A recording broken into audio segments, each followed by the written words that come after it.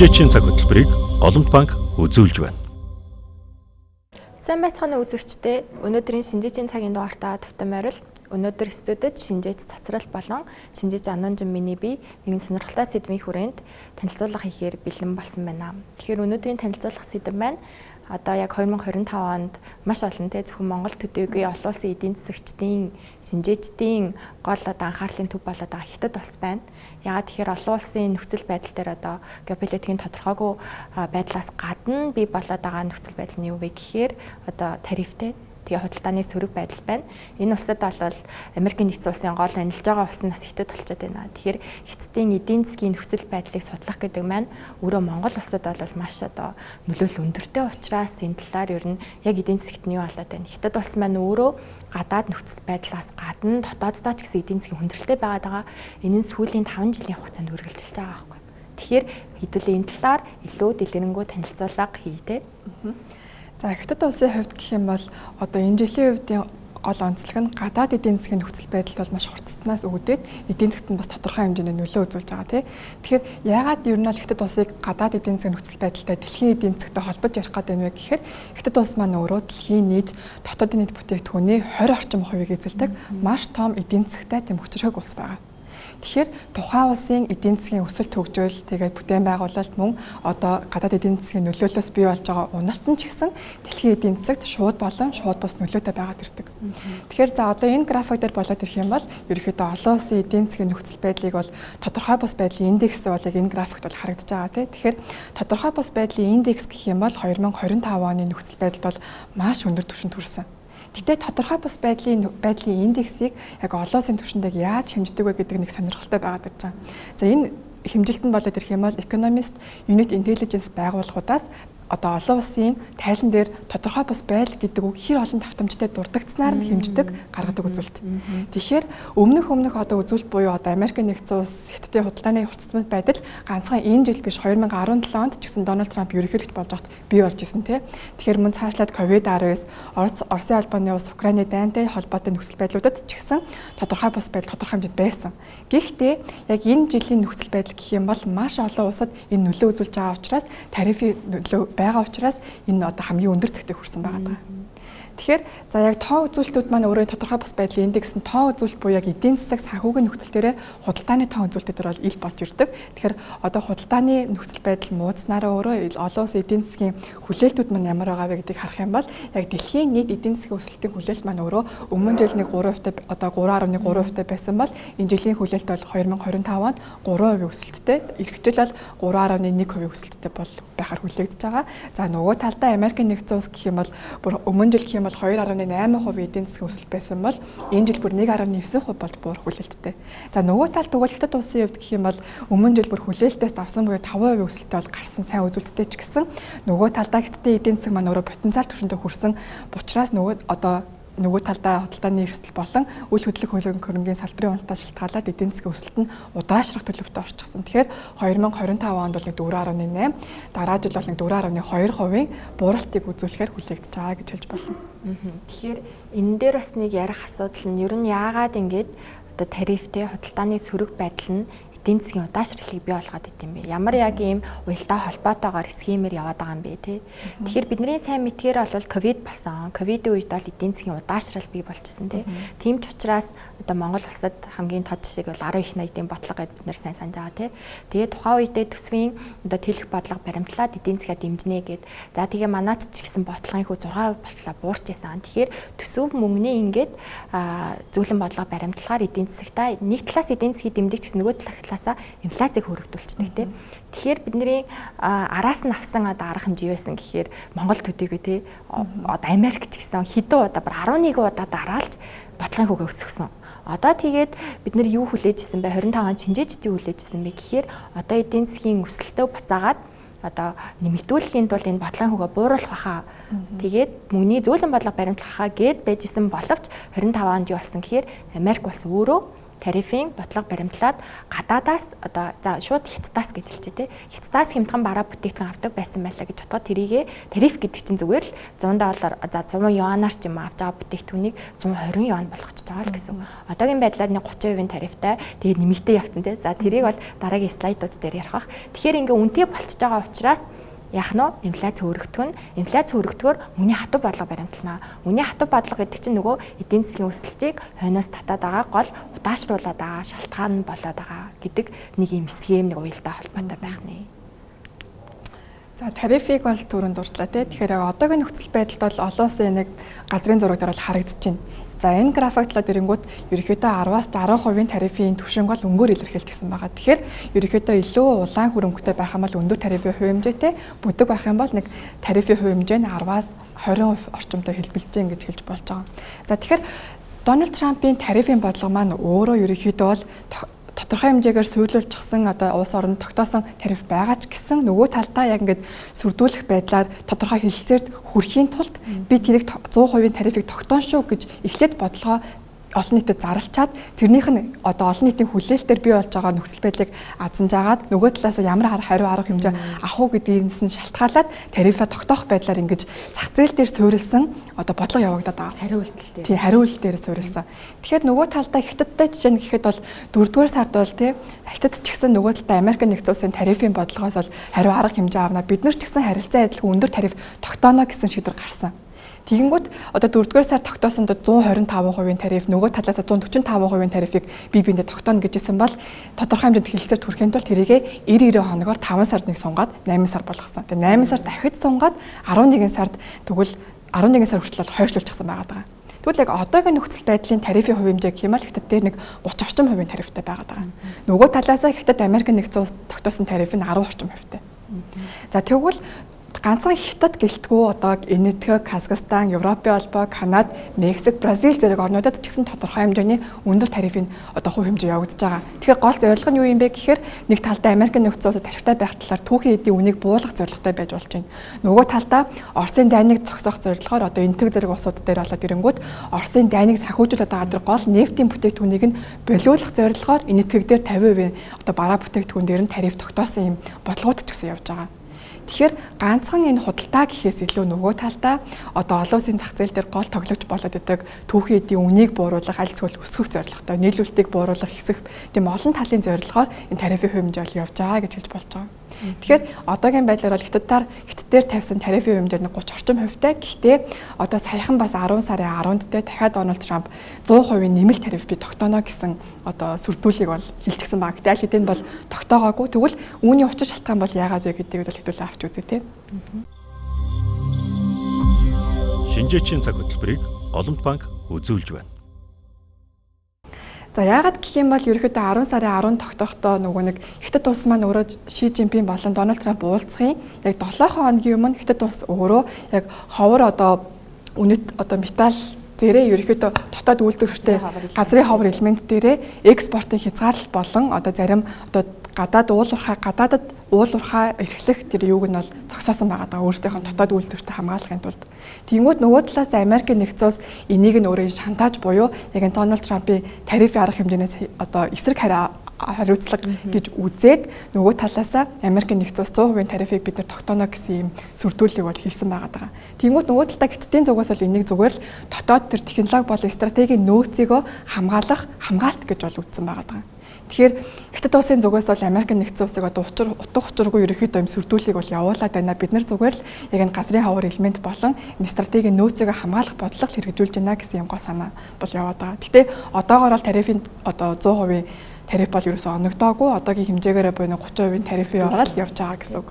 Гэхдээ Хятад улсын яг онцлог харах юм бол яг ингээд одоо Америк нэгдсэн улстай хийх худалдаагаа яг ингээд энэ тарифын бодлогын эсрэг хамгаалтуудыг бол маш олон жилийн өмнөөс ч гэх юм 2-3 жилийн хугацаанд бол хийгээд л явж исэн. Тэгэхээр нөгөө талаа Хятад бол ингээд Дональд Трамп шиг шууд арга хэмжээ заалах гэхээс илүү багаар бодлогын одоо зөвлөмжөндөө оруулаа явж байсан байгаа. Энийг бол одоо 2025 оны хагас жилийн байдлаар яг гадаад худалдааны гол хамтрагч улсуудаар нь харж болж байгаа юм тий. Тэгэхээр одоо хамтрагч улсуудын хувьд гэх юм бол ASEAN буюу одоо Зүүн Өмнөд Азийн улсууд бол маш их нэмэгдсэн мөн Европын албаны улс бол бас их нэмэгдсэн Солонгос, Япон, Латин Америк зэрэг улсуудтай хийх худалдаа бол нэмэгдсэн үзүүлэлттэй бол харагдаж байгаа. Тэгэхээр Америк улстай хийж байгаа худалдаа гэх юм бол нэг 10 орчим өрөхгүй хувьтай одоогийн нөхцөлд бол байгаа гэж хэлж болж байгаа. Тэгэхээр энэ мэдчлэн ерөнхийдөө Хятад улсын хувьд гэх юм бол одоо оны эхнээс ахуулаад гадаад худалдааны түншүүдээ одоо нэмэгдүүлэх байдлаар маш олон талын бодлого хэрэгжүүлж байгаа гэж хэлж болно. Тийм бидний одоо хамгийн сүүлд сайн мэдэх гэх юм бол 9 сарын 9-10-нд энэ этгэг за тэгээд Орос тэгээ бүр хойд Солонгосын түнш улсуудтай уулзалт хийсэн тийм одоо дүр зурагтай байна. 2 хоногийн уулзалтайсан. Тэгэхээр одоо ер нь олон улсад ийм дайн гэдэг одоо цэрэг зэвсгээр явж ийн л та. Гэтэ одоо бас хамгийн том нөлөө бүхийн нэг худалдааны хориг арга хэмжээгээр бараг дайдаад байгаа. За дээрэс нь ингээд түншлэлийн улс орнууд нэмэгдүүлэхээр одоо бидний мэдхээр бол яаж байгаа юм гэхээр БРИКС-ийн орнууд байгаад байна, нөгөө талдаа барууны орнууд байгаад байна. Тэгэхээр ингээд эдийн засгийн хуваагдмал байдал нэмэгдээд за сүүлд одоо жишээлбэл Трампын 100% тариф нэмэгдүүлээ шүү гэдэг маань ямар тохио болчих гэхээр зах зээл дээр ерөөсөө тодорхой шийдвэр төрөх, хилцэлт хүрэх тийм нааштай хариултал байхгүй байгаа юм байна. 11 сарын 10-нд 30% тариф нэмэгдэх эрсдэл айгүй өндөр байгаа юм байна штэ гэдэг тохио болж байгаа учраас тодорхойгүй байдал нэмэгдээр одоо нөгөө талаас алтны үн нэмэгдээд явж байгаа бид нар сайн ажиглаж байгаа. Одоо өдөр болгон алтны үн нэмэгдээд явж байна. Тэгэхээр хэдүүлээ сая Хятад гэж одоо ярьж байгаа энэ удаагийн маань бас танилцуулга илүү Хятад дээр төвлөрөх учраас Хятад улсын дотоод эдийн засаг төвл явуулж байна. Сая бол гадаад эдийн засагт нь тодорхойгүй бас худалдааны сөрөг байдал үүсээд байгаа юм байна. Ер нь Америкийн нэгдсэн улстай болол нөхцөл байдал тийм сайнгүй байна гэдгийг бол харлаа тий. Тэгэхээр дотоод эдийн засагт нь жишээлбэл 8 дугаар сарын байдлаар хамгийн сүүлийн үе статистикаар инфляц нь хасах 0.4 гэдэг чинь дефляцтай гараад байна тий. Тэгэхээр Хятад ер нь 2010 оны хооронд 2010-аас 20 оны хооронд бид нэр Хятадыг юу гэж харж ирсэн гэхээр гайхамшигтай 10 жил 20 жил болж байна. Яагаад тэгэхээр эдийн засгийн өсөлт нь дандаа 5-аас дээш хувьд. Бараг дунджаар 10% яваадсан байхгүй. Тэгэхээр тухайн үед бол инфляц нь яг адилхан явж ирсэн. Одоо ийм хасах руу ерөөсөө дефляцтай ордгоо нэг тодорхой хэмжээнд хадгалахтаад явдаг байсан бол одоо энэ 25 он ялтчгүй гадаад нөхцөл байдлаасаач дотооддоо ч одоо энэ график дээр үзүүлж байна те үл хөдлөх хөрөнгийн салбарын хямрал гэдэг зүйл маань тохиолдчихсан учраас хурдан хугацаанд гарах боломжгүй гэдэг ийм давхар нөхцөл байдал нь ингээд Хятадын эдийн засагт дефляц бий болох суурь шалтгаан болоод байна. Тэгэхээр хэдлээ цаашлаад гадаад худалдааг нь харъя. За дефляцтай байгаа юм байна. За гадаад худалдаан дээр бол ашигтай явж байна. 102 тэрбум ам долларын ашигтай. Гэхдээ бид нэр яг 8 дугаар сар дээр төвлөрөө тарах юм бол яасан гэхээр энэ ч 8 дугаар сар дээр өсөлтийн хувь ер нь жоохон буурч байгаа. Өмнө нь ингээд экспорт нь өндөр хэмжээнд явж исэн бол одоо ингээд хоёулаа ер нь буурч байгаа гэсэн. Тэгэхээр энэ дээр юу ажиглах тоо гэхээр 30% тариф гэдэг чинь бас өндөр тий 0% байж байгаа 30% болоод өсөж чинь гэдэг чинь өмнөх тарифуудыг нь ер нь нэмэх юм бол 17 онд ч гэсэн анх бас тариф ногдолцсон тэр нэг хадгалагтаад явцсан. Тэгэхээр тэрийг нэмбэл бүр 55% тарифтай болчиход байгаа. Тэгэхээр ийм өндөр тарифтай байгаа учраас Америкийн нэгдсэн улс руу экспортлж байгаа экспортын хэмжээ 8 дугаар сарын байдлаар нэг 30 гаруй хувиар буурчихсан байна. За импорт нь ч гэсэн ер нь буурч байгаа. Тэгэхээр энэ дээр ерөөсөө одоо тэр тарифын нөлөөлж нь ороод ирж шүү. Тэгээ эдийн одоо гадаад худалдаан дээр орж ирээд удаашрч байна. За нөгөө талаас яг өмнө дурсанчлан энэ өмнөд Азийн улс орнуудтай одоо түншлээ зудаатгах хүрээнд бол арга хэмжээ аваа явж байгаа. Шинжээчийн цаг хөтөлбөрийг Голомт банк үзүүлж байна. За тэгээд импорт нь ч гэсэн он гарснаас хойш ерөөсөө өндөр байж чадаагүй. Ягаад тэгэхээр энэ дотоод эрэлт мөн сул байсантай холбоотой. Тэгэхээр дотоод эрэлт үл хөдлөх хөрөнгийн одоо барилгын салбарын уналт гэдэг дээр нэг хэдүүлээ товчхон эргээд санах юм бол юу болсон гэхээр 2020 онд анх 3 улаан шугам гэдэг бодлогыг хэрэгжүүлсэн Хятад бол. Тэгэхээр 3 ширхэг ийм зээл олгохдоо барилгын компаниудад 3 шаардлагыг тавьсан гэсэн. Тэгэхээр тэр шаардлага дээр ер нь яагаад анханаас энэ шаардлагыг тавих болсон гэхээр 2015 оноос ахуулаад Хятадд ерөөсө баригдаж зуусаагаа хов хоосон барилгууд маш ихээр бий болсон. Тэгэхээр ингээд үл хөдлөх хөрөнгийн салбартаа барилгын салбартаа хий хоосон ийм хөөсрөлт үүсэж байна гэж үзээд ерөнхийдөө ийм хит их барилга барихгүй шүү гэдэг анхаарал өгсөн ч гэсэн том компаниуд нь барайл явуулсан. 2019 он хүртэл ерөөсөө жижиг барилгын компаниуд нь одоо хэрэглэгчгүй болоод дахиж зээл авах боломжгүй болоод уналтанд ороод исэн бол 2020 оноос ахуулаад 3 улаан шугам бодлогын нөлөөллөөр 2021-2023 онд Evergrande, Country Garden гэх мэтчлэн том компаниуд нь шууд уналтанд ороод бид нар өрөөдүүлж чадахгүй. Тэгэхээр ингээд өрөөдүүлж чадахгүй болчоор яах вэ? Нөгөө барилга бол баригдахгүй бүрэн гүйцэж баригдахгүй. Тэгэхээр 2022 оноос ахуулаад юу болсон гэхээр хүмүүс нь моргежийн зээлээ төлөхгүй. Яагаад баригдад тусаагүй амьдрахгүй байгаа байрандаа би моргежийн зээл төлөх ёстой юм бэ гэд ерөөсөө төлөхгүй болсноос үүдэлтэйгээр энэ үл хөдлөх барилгын салбарын хөөсрөлт бол хагарсан. Тэгэхээр яагаад тэгвэл энэ ингээд илүү хятадын эдийн засгаар яригадаад байгаа юм те? Шуудаар бол хятадын эдийн засгийн 13%-ийг нь бий болгодог дотоодын нийт бүтээгдэхүүн. Шууд бусаар хятадын үл хөдлөх болон барилгын салбар нь ерөөсөө 30% бий болгодог. Тэгэхээр хятадын эдийн засаг жишээлбэл 24 оны байдлаар 18.7 их 80 $, ийм том хэмжээний эдийн засаг. Өнөө Монгол улс хэд гэж ярьдаг гэхээр 80 их 80 төгрөг гэж ярьдаг тий. Тэгэхээр нэг ойролцоогоор $20 тэрбум давхуугүй байдаг бол хятад 19 их 80 $, эдийн засагтай. Тэгэхээр тэр том эдийн засагтай улсын 30% гэдэг бол бүр төсөөлшгүй хэмжээ тий. Тэгэхээр энэ салбар нь ингээд уналтанд орчхоор мөнгөгүй болсон учраас дахин зээлж чадахгүй болсон гэж байна тий. Тэгэхээр энэ компаниудаас ахвалаад ер нь ингээд уналтанд ороод дотооддоо хэрэглэгчд нь эдийн засагт итгэхгүй болсон. Тэгэхээр ингээд эдийн засагт итгэхгүй байхаар яаж байгаа юм гэхээр зарцуулалт хийхээ байл илүү хадгалах хандлагатай болно. Ингээд зарцуулалт хийхгүй байхаар дотоод эдийн засагтаа эрэлт нь багасаар угаасаа эдийн засгийн хуулиар яаж байгаа юм гэхээр энэ ч дефляц бий болж байгаа. Ерөөсөө эрэлтгүй байгаа юм. Тэгэхээр үн буурч ийна гэсэн үг шүү дээ тий. За тэгээд үн буурч байгаа дээр бас нэмэлт юу болоод байгаа юм гэхээр хятад өөрөө үйлдвэрлэгч орон учраас зарим салбарууд нь маш их үйлдвэрлэл явуулаад байдаг. Тэгээд ийм өрсөлдөөнт бус байдлыг үүсгээд одоо жижиг компаниудаа зах зээлээс шахдаг ч юм уу тийм дүр зурагтай байдаг учраас нэгдүгээрт одоо хятадын засгийн газраас ямар бодлого баримталж байгаа вэ гэхээр дотоод хитүүлдвэрлэлийг бууруулъя, хоёрдугаарт дотоод эдийн засгаа дэмжих хүрээнд мөнгөний болон сангийн зөөлөн бодлогуудыг баримтлая гэж. За хятадын эдийн засаг дээр энэ гадаад худалдаа инфляциас гадна бас чухал индексүүд юу нь байдгийг гэхээр жижиглэн борлуулалт, аж үйлдвэрлэл, үндсэн хөрөнгөний хөрөнгө оруулалт гэж. Тэгэхээр бид нар энэ график дээр харж байгаачлан бүгдээрээ ингээ буурсан дүр зурт. Ерөөсөө л буурсан. Одоо жишээлбэл үндсэн хөрөнгөний хөрөнгө оруулалт сар дараалан буурч байгаа гэсэн. Тэгэхээр дотоод эдийн засагт нь идэвхжил байхгүй байна, хөрөнгө оруулалт хийхгүй байна, жижиглээ одоо борлуулалтсан явахгүй байна, аж үйлдвэрлэл нь бас ер нь ингээд удаашраад бууралттай болоод эхэллээ гэдэг нь харагдсан тий. Тэгээд энэ хамгийн гол нь 2025 орчноос хойш үргэлжилсэн хэвээр байгаа. Ерөөсөө олигтой дүр зураг ажиглагдахгүй байгаа гэсэн. За тэгэхээр хэдүүлээ тэгвэл хятадын эдийн засагт ямар том бодлогод 25 гарснаас хойш ажиглагдваа одоо хэрэгжсэн бэ гэдгийг харах юм бол 3 дугаар сард хятадын ардын их хурал болдог те хятадын намын ардын хурал болдог. Тэрэн дээр төсвийн алдагдлыг дотоодын нийт бүтээгдэхүүний 4% хүргэх хэмжээний өндөр зарцуулалтын татаасын бодлого баримтлана гэж. За тэгээд 4% гэдэг нь бол өмнө нь 1994 оноос хойш хамгийн өндөр 4% хизээч өмнө нь 94 оноос хойш байгаагүй гэсэн. Тэрний ойролцоогоор 6 их 80 байна.